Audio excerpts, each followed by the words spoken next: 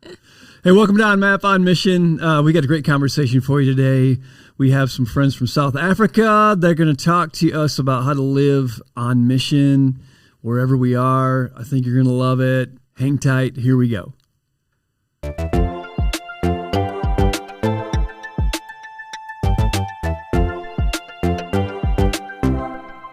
Okay, I'm going to turn it over to Franz. Franz van Dyke, Pastor Franz from here at the Met Church in Houston, sitting next to you is somebody you know. And could you introduce us to our guest today? Because I'm really looking forward to our conversation. Yeah, I've seen her once or twice before. We grew up in the same house, so we spent some time together in our younger years. My sister is here from Cape Town, South Africa, Elona Cuyler. Hi, glad you're here. That's her last name. She's married to my brother-in-law, Anton. And I have two beautiful kids, Keenan and Karen. Keenan and Karen. How old are Keenan and Karen? They are twins. They're 9. They'll be 9 in May. Yes. Wow. Yeah. Okay, so tell everybody, why are you here? Like, what brought this about? What's going? And both of you respond to this because it's a pretty interesting story. Start where you want. Yeah. Let me start off, and then you can just add on. So. I grew up in South Africa. I've been here for about 23 years, and I started working at the Met a little over a year ago. Didn't know exactly what I was going to do here when I started. Knew I was going to be involved with small groups, but then, the whole theme of this being a disciple-making church and a disciple-making community grew stronger and stronger in my role that I do here as a small groups pastor. Almost at that same time, Elana told me that she started assuming the role as discipleship coordinator over at Sozo Foundation in Cape Town. And then even just to backtrack a little bit, right before I started here, I was in South Africa for Christmas, visiting my family towards the end of 2021. And now at that point... Yeah. We were talking about you working here. Yeah. Had we made a decision before you went there, or me and you had lunch the day before I left? Okay, because I think you were kind of like, okay, well, I know before I go. Yeah, we a little stressed out, a little anxious. You didn't even tell me that was going to be the case. We had lunch. You said, "Hey, I just wanted to let you know where we are in the process and wish you a good Christmas." And then it happened. That was a big. I wasn't purposely trying to be a control freak or That was a great. But it was fun. That was a great Christmas gift. Okay, so you're going to South Africa in December of that year. The Lord just put it on my heart. In South Africa, you have this huge discrepancy on. Income, a gap, socio-economical gap between super rich, super wealthy, and extremely poor. I mean, to poverty to the level of no running water, no toilets, no electricity. See, I'm ignorant because I didn't picture that in South Africa. Yeah, so it's I two worlds. Picture metropolitan.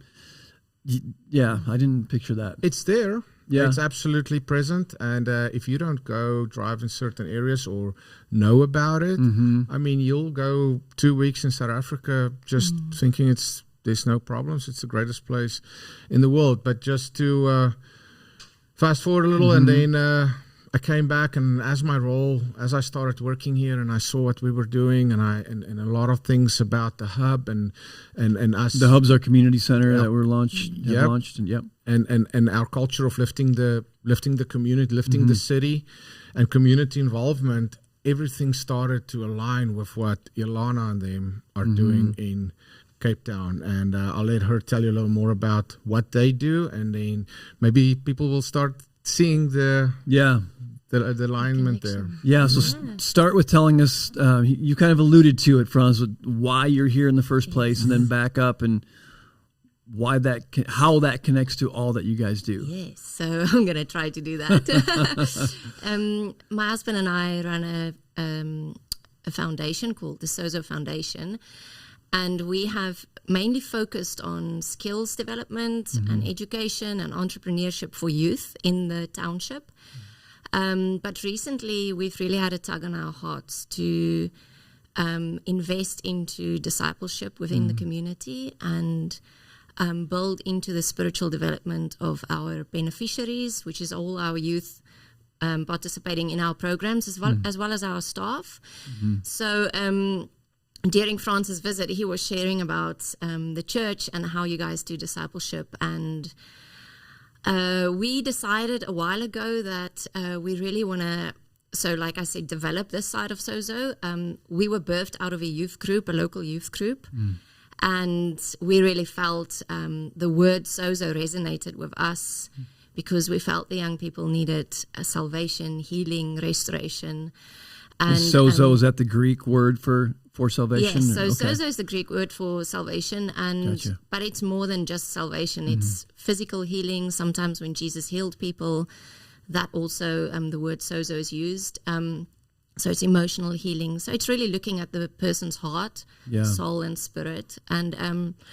And so when we started this youth group, we felt that that is what God wanted to do in the lives of the young people. And when the leadership of the team back then asked us to take over the leadership of the NGO, non-profit organization, we felt it was right to just call the foundation the Sozo Foundation as an outworking of. How long ago was that decision made? So that was about 13 years ago. 13 years, okay. Yes, okay. So and so when Franz told us about what you guys are doing here at the Met with regards to discipleship, we really felt God tugging on our hearts to invest in our community. And at that same time, this opportunity came across our way or across my way to come to the Discipleship conference to learn a bit more about what you guys are doing.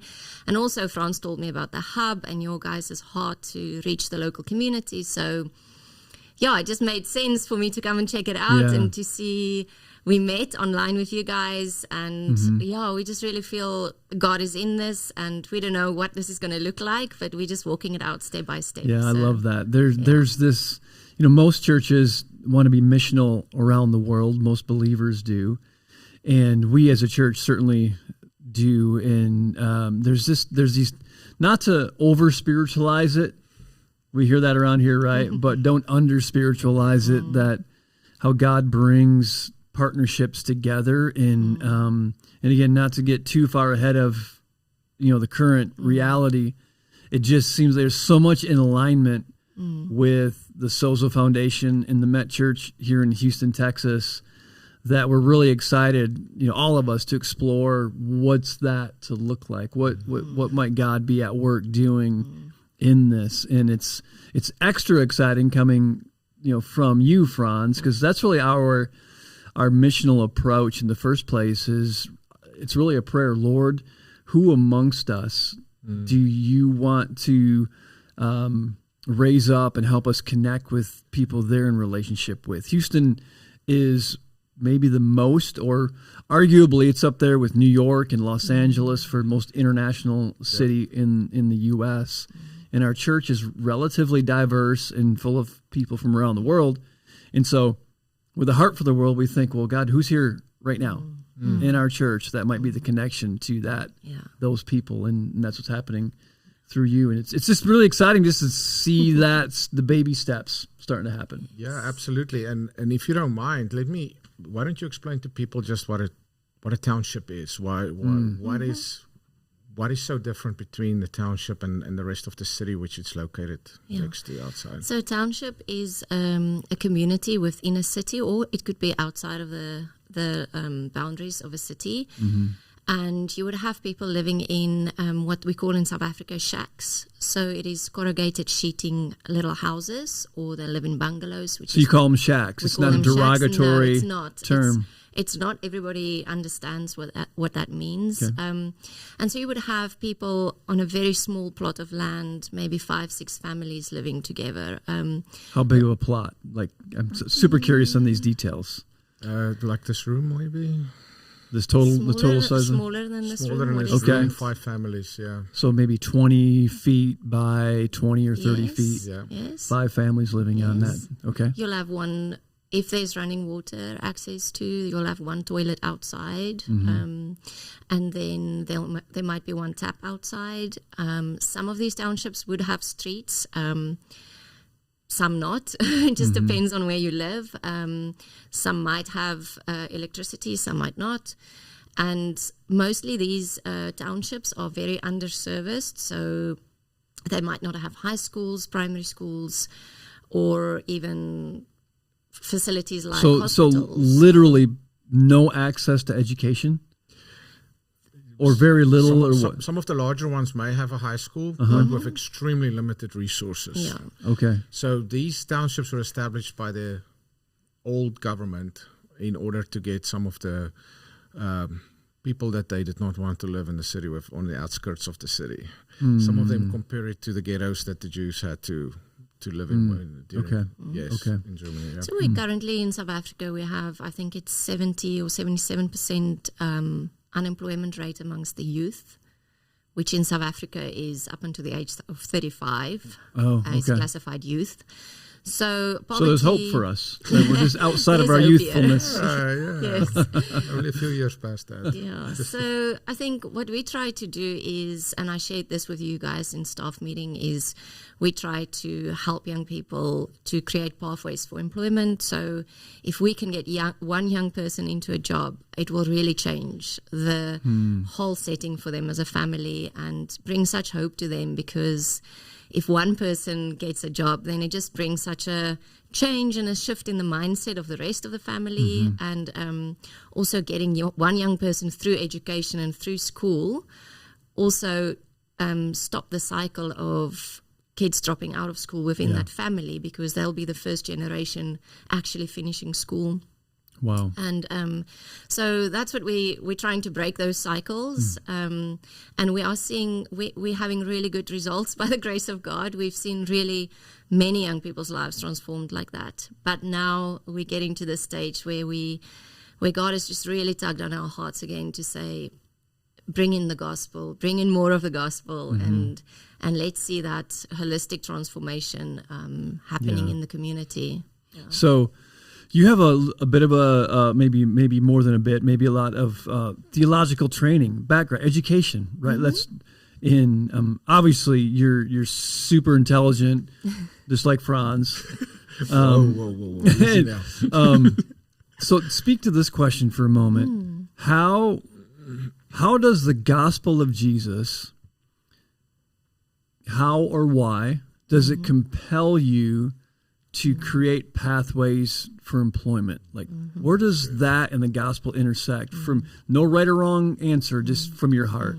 From my heart is, I feel personally, it's about the unconditional love of Jesus. And I love to tell people about Jesus and young people, but I also want to help them to set their lives on a different pathway.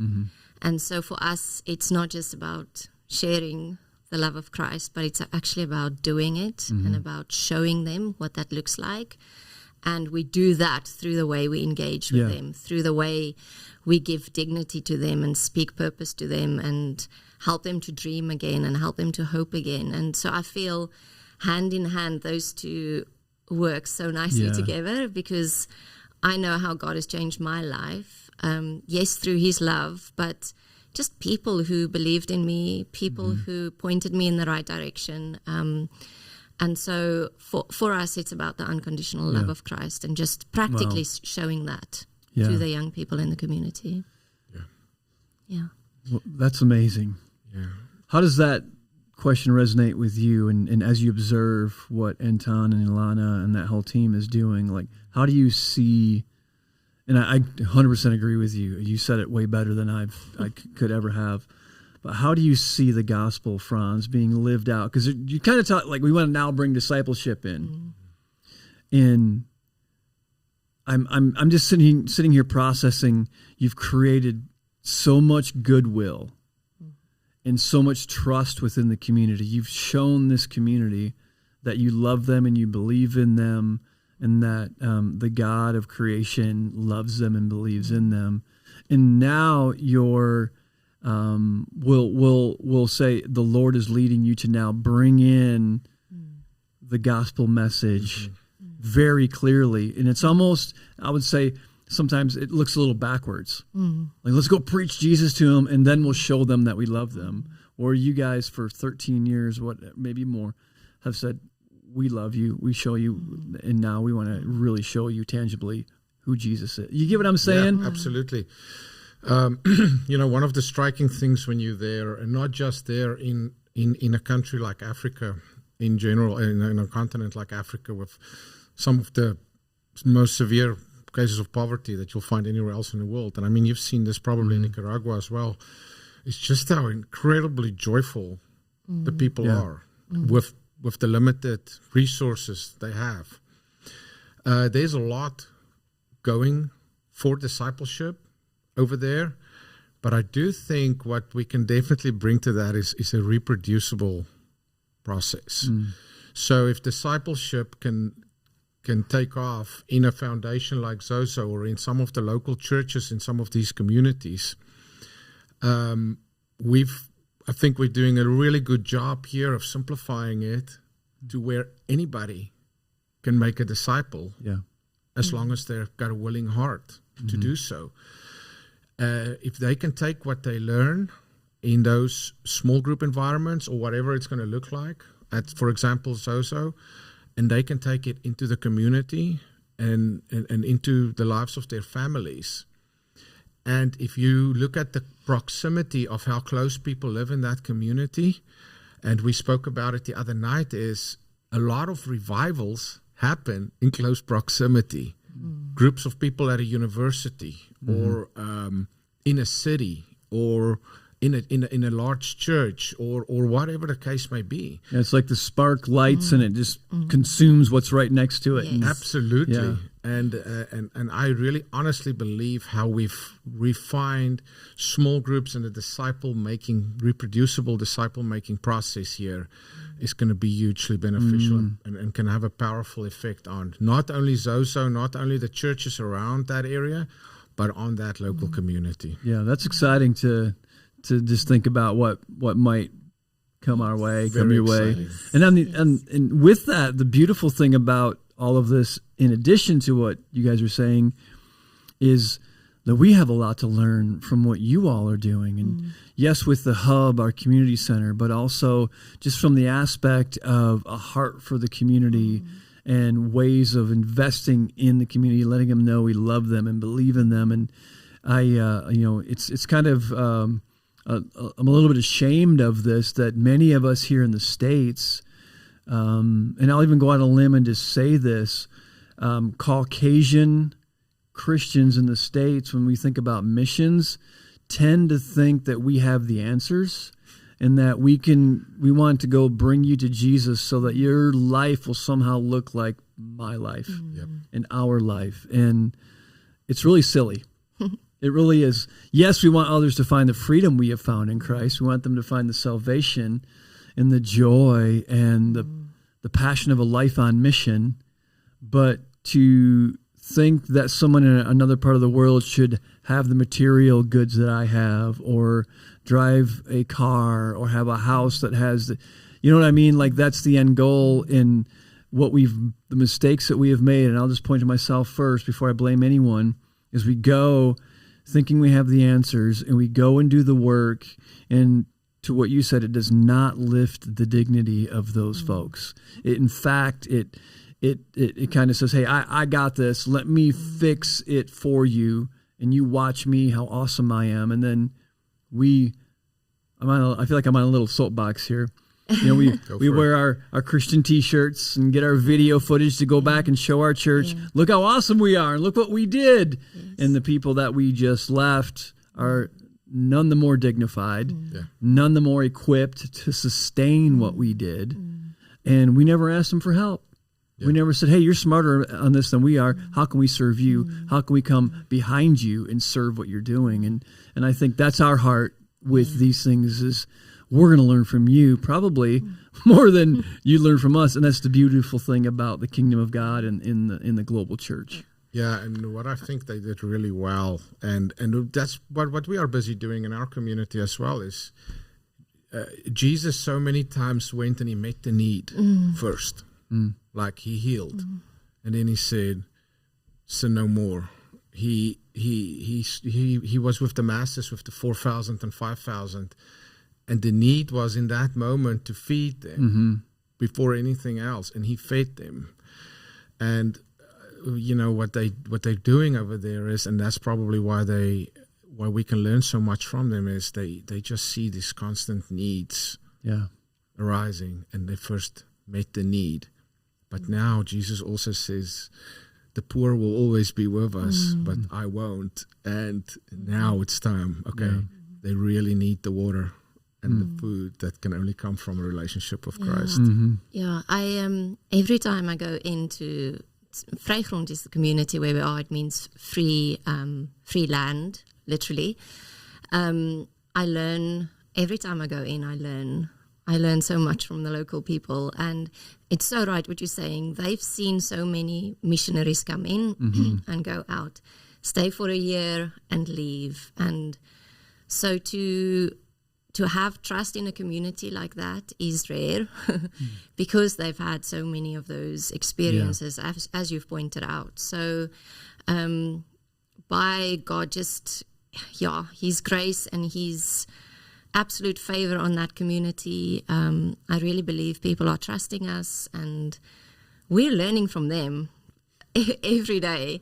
These people in our community, there's a lot of abuse and a lot of neglect and a lot of violence, gangsterism, crime, and the resilience is incredible.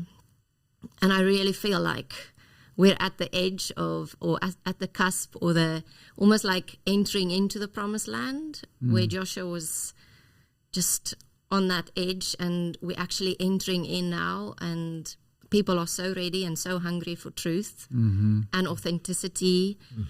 Because in a community like Vrygrond, there's a lot of churches, but not a lot of grace and love coming from within those churches. So for them to see that reality of, these people are still here, this organization is still here, they are still for us, they are for this community 100%, they're not going anywhere.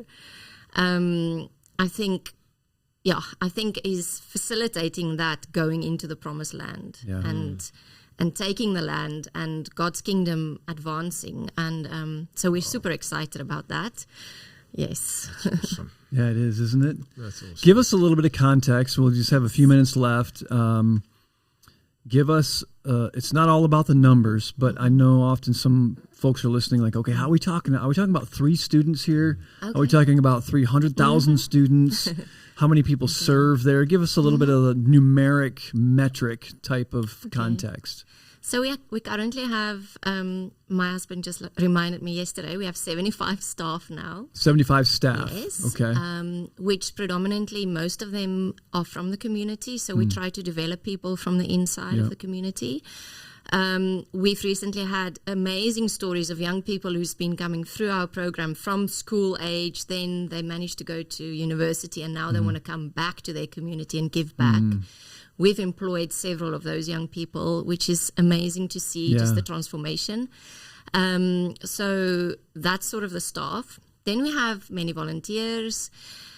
We have an education program which runs in the afternoons. So we have about 120 high school learners, which is your middle school and what is that? Middle school, from the age of 13 to 18. Yep. Would that be called secondary school? Is that how That's that works down secondary there? school. Okay. Okay. So they come in the afternoon, they get a snack, and then they sit down and do their homework, and there's mentors and tutors. So we have about 120 of them in the afternoon.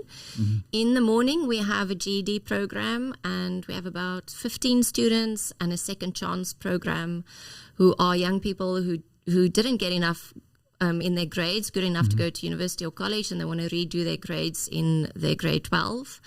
Or maybe they failed and they want to come back and just rewrite their exams. So we help them. So there's quite a large group of them in the mornings. Then we have our skills program, which we run different skills. I'll just quickly name them. We Sure. have a barista school. Barista. Yes. We love coffee. We have good coffee. So what I hear. it's worth coming to South Africa for our coffee. We have an artisan baking school. We have a hair school where we teach girls and boys, if they want to, hairdressing. And we have a beautician school where we do nails and massages and stuff.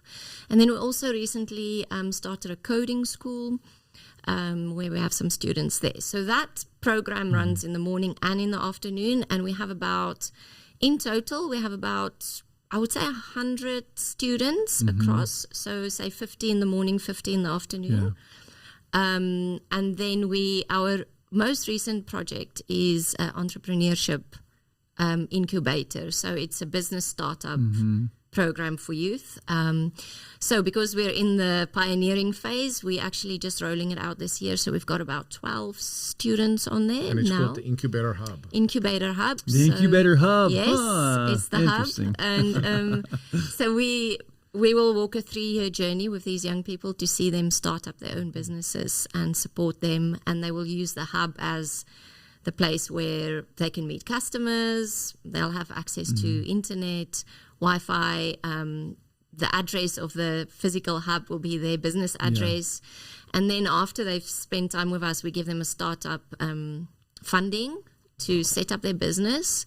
Really? And so we'll see how that goes. But this is our latest, newest project. So we're in the early phases of that. Yeah. Because I'm assuming, because all of this is highly relational. Yes. That's where relational disciple making seems to be a natural next step. Yes.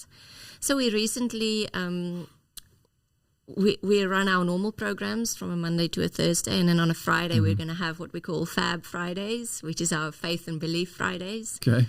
And that's where we'll do discipleship with our staff, plus all our beneficiaries who want to engage in that. So we're really excited about this. Yeah. And I would say in total we have about 250 beneficiaries at all times. Yeah. And we don't believe in big numbers, and I think sometimes we get in trouble with the government because we don't. We want to do a deep work and make sure that we walk with them and we give them the life skills they need, so when they leave our programs, they actually are resilient enough to stay in a job and have communication skills, have time management skills, know how to work with their finances, and not just drop out when things get tough in the workplace. We also have social workers who assess our students in the beginning of the year. Because of the trauma our young people live in and out in the community.